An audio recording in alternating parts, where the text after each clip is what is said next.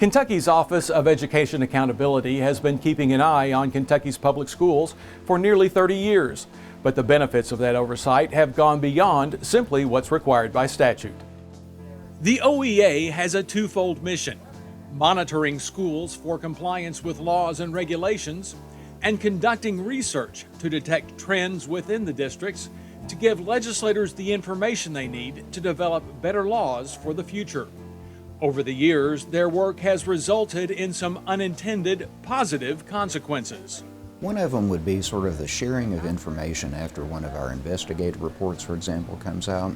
And sort of what you get is kind of a drop of water in a pond effect. Is, of course, the affected people get feedback about things they need to do to bring their local practices in line with the law and regulation.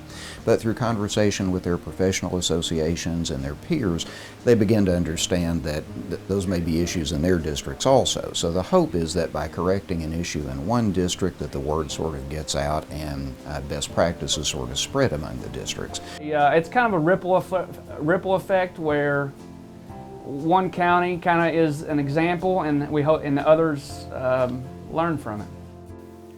OEA's research division is also reaping some unintended benefits.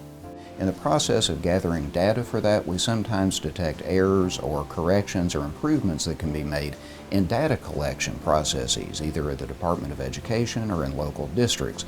So while the focus of the reports is to give feedback to ears and then to the General Assembly about the effectiveness of policy decisions, often improvements are made in response to data requests that we make.